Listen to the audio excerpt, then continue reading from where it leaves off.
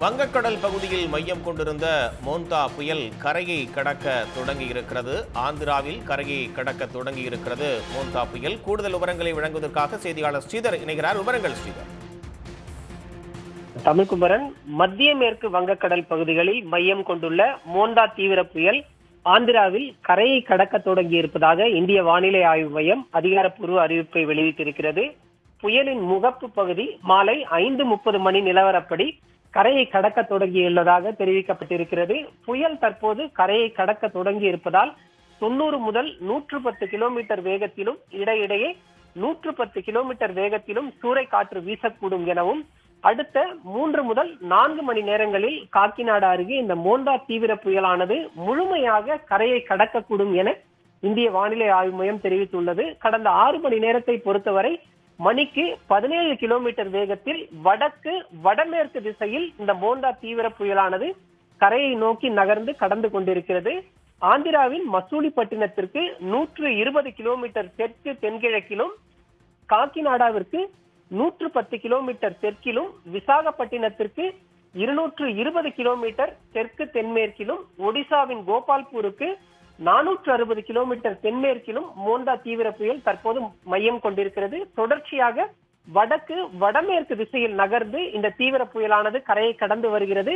அடுத்த 3-4 மணி நேரங்களில் முழுமையாக இந்த புயல் கரையை கடந்ததாக வானிலை ஆய்வு மையம் அதிகாரப்பூர்வமாக அறிவிக்கும்.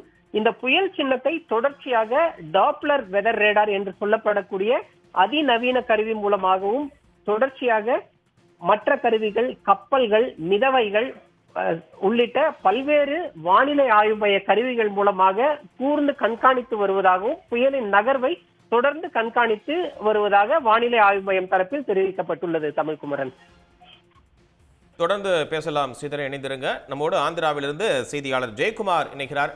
ஜெயக்குமார், புயல் கரையை கடக்க தொடங்கிவிட்டது அப்படின்னு சொல்லப்பட்டிருக்கு. இன்னும் 3 அல்லது 4 மணி நேரத்திற்குள்ளாக முழுமையாக கரையை கடக்கும் அப்படின்னு சொல்லப்படுது. இப்போ அங்க களச்சூழல் எப்படி இருக்கு ஜெயக்குமார்? காற்று வீசக்கூடிய அந்த வேகம் அப்படின்றதெல்லாம் எப்படி இருக்கு? அதாவது மோந்தா புயல் காரணமாக தொடர்ந்து நெல்லூர் மாவட்டத்தில் இதுவரை அதிக கனமழை பதிவாகியுள்ளது. கடந்த 4 மணி நேரத்தில் விசாகப்பட்டினம், ஸ்ரீகாக்குளம், அனகாப்பள்ளி மாவட்டங்களில் கனமழை பதிவாகியிருந்த நிலையில் தற்பொழுது மோந்தா புயலானது கரையை கடக்கும் சூழலானது தற்போது ஏற்பட்டுள்ளது. 10 கிலோமீட்டர் தொலைவில் புயல் இருப்பதாகவும், தொடர்ந்து 3 மணி நேரத்திற்குள் இந்த புயல் கரையை கடக்கும் என்று அதிகாரிகள் தெரிவித்துள்ளனர். இதன் காரணமாக அந்த புயல் கரையை கடக்கக்கூடிய அந்த தேசிய நெடுஞ்சாலையை ஒட்டியுள்ள சாலைகள் வழியாக செல்லக்கூடிய வாகனங்கள் ஆங்காங்கே பாதுகாப்பான இடங்களில் நிறுத்தி வைக்க உத்தரவிடப்பட்டுள்ளது. நாளை அதிகாலை வரை இந்த வாகனங்கள் செல்வதற்காக அனுமதிக்க முடியாது என்று போலீசார் தெரிவித்துள்ளனர். அந்த வாகன ஓட்டிகளுக்கு தேவையான உணவு, குடிநீர் உள்ளிட்டவை வழங்குவதற்காக வருவாய்த்துறை அதிகாரிகளும் தற்பொழுது களத்தில் ஈடுபட்டுள்ளனர்.